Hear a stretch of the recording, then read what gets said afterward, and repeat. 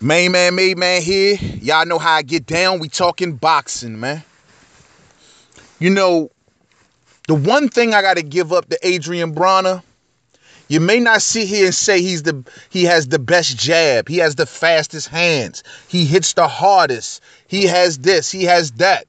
But the one thing you can't take away from Adrien Broner is the fact that this dude know how to sell himself. And that is something that all of these boxers in today's boxing can learn from a dude like Adrien Broner. See, when everybody was going down the road of dissing Adrien Broner, calling them clowns and calling them this and calling them that, most of these cats here on YouTube that call that dude all these names wouldn't dare say it to his face. But when people go down the road and want to call Adrien Broner all of these names, the one thing, and I've tried to remind people on several vids, that y'all got to keep remembering is the fact that you know exactly who Adrien Broner is. The fact that I'm willing to bet my rent money that most of these people know more about Adrien Broner than probably their favorite fighter.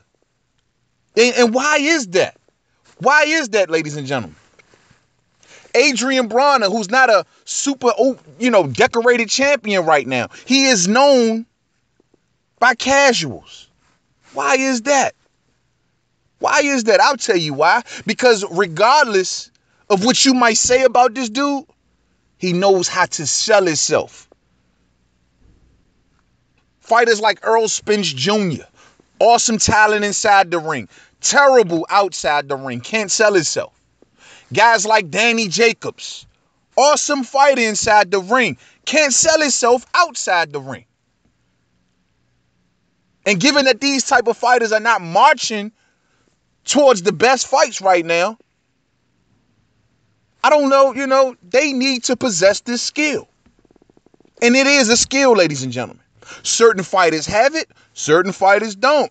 You know what I mean? And Adrien Broner has it. When he first splashed on the scene and he started to go up the ladder, what did he do?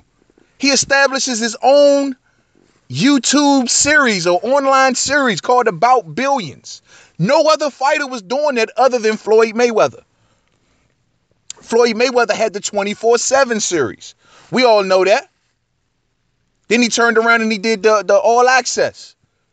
But no other fighter was really doing that. Adrien Broner was doing this on his own dime, as opposed to Floyd Mayweather, who had HBO and Showtime footing the bill. That's not easy to do. And to have a successful online, web show or whatever. Like, you look at the numbers on those About Billions videos, man. Adrien Broner did very, very well. And now, what does he do? Even though people want to still constantly dog him for his out-of-the-ring antics, as if, I don't know, I'd say give or take 80 to 90, maybe even 95% of boxers all have run-ins with the law. Adrien Broner ain't the only one. He ain't the first, and he damn sure ain't going to be the last. But the difference is Adrien Broner has, throughout his antics and his problems outside the ring, whether they've been financial, whether they've been mental, whether he keep running in with the law, regardless of, or whatever you want to say, Adrien Broner has still found ways to not only remain relevant, but remain popular. Floyd Mayweather did 24/7. Now we see Adrien Broner out with his new series called 25/8. We seen for the last couple fights, before Adrien Broner fights, he gets into these things with Mayweather. Mayweather Promotions. He's going back and forth with them. I'm starting to think this is a publicity tool now. I'm starting to think that these two are still actually cool, ladies and gentlemen. Even though I've been calling for him to challenge Mayweather and to go at Floyd, it works good for publicity, but I also really meant it. You know what I mean? I don't want to see them after the fight. He was just kicking it out. He was just fooling everybody. We don't want, like they did that. What was that? I want to say that was the Theophane fight. When Adrien Broner called out Floyd Mayweather right there when Floyd Mayweather was ringside. And then the very next day, we see videos of them at a basketball game cooling. And then we see Broner trying to commit suicide. And then they cool again.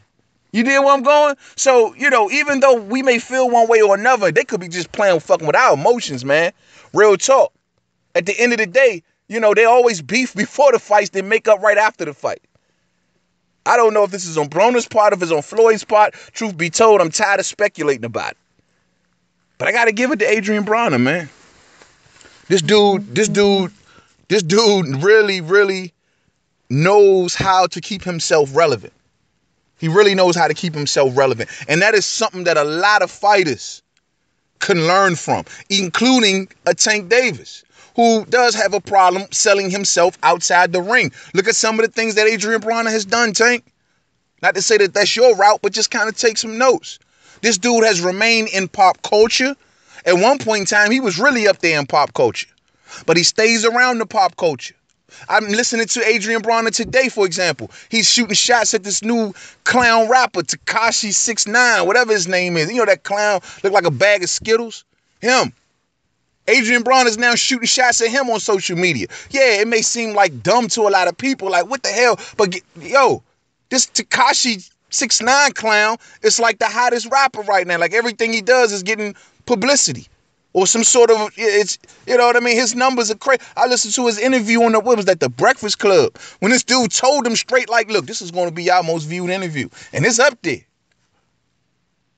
So clearly, Broner knows this kid must be popping one way or another right now. So I'm shooting shots at him just to get people saying my name.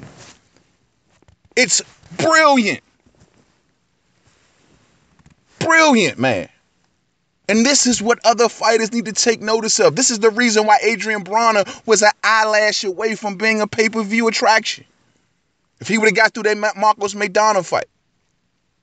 And now he's did a semi-good enough job building this fight, though this fight, in my opinion, needed no building. Because the feeling around this fight is that Adrien Broner has to win this fight. I mean, he has to. No ifs, ands, or buts, no shorts.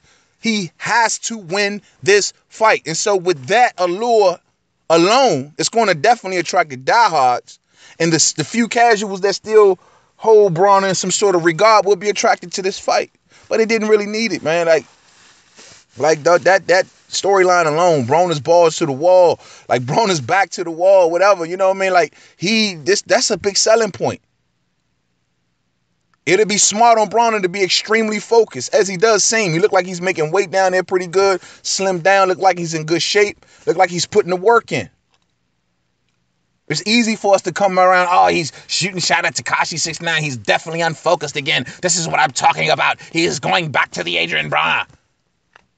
Take a deeper look.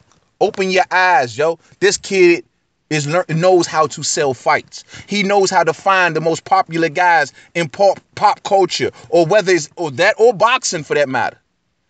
If you popping in boxing, he knows how to effectively use you for publicity. And it's brilliant. Not to mention, AB, in my opinion, he got a lot of heart, man. Sometimes it doesn't show well in the ring. I think that's more so limited skill set. But, this dude got a lot of heart, man. He got up on that PBC stage and said, man, look, I ain't friends with none of these dudes, man. You know what I mean? We ain't gonna shoot. We ain't gonna be fake. I ain't friends with none of these dudes. I fight any of them. I ain't hear nobody talking like that but Adrien Broner. Now the Charlos are talking that way. But I heard Broner going like that first. Broner's a selling machine, man. This is the reason why Al Heyman has kept him around so long. You know what I mean? This is the reason why, I think Floyd Mayweather still stays close to him and likes to constantly say his name. And now he has Tank right next to him. Floyd Mayweather wouldn't dare put Tank next to Adrien Broner if he didn't know that he can get some sort of publicity points for Tank off of Adrien Broner, which he is doing. As you see, Adrien Broner is putting Tank in his 25-8 series. Broner's good. He's good at selling fights. He's good at selling himself. That's something that so many fighters can learn from. I just wish he was that good at translating that into skills in the ring. That's the only thing. But that's a different vid. So to the next video, Main Man Made Man. Don't forget to subscribe. Twitter, Made Man 511. Facebook, Main Man Made Man Boxing Forum. Google Plus, Main Man Made Man. Yo, man, y'all need to see, man. That's what it's all about at the end of the day. You know, Muhammad Ali used to say it all the time. You know, I ain't mean this and I didn't mean that. I was just doing it to sell tickets. He said a lot of that stuff that he said about Joe Frazier to the public that was messed up. He didn't mean it personally. He just did it to sell tickets. Unfortunately, it was to Joe Frazier's embarrassment or whatnot, but he just did it to sell tickets. It wasn't personal. And I think that's something similar to what's going on between Broner and Floyd. But time will tell. So to the next video. Peace out.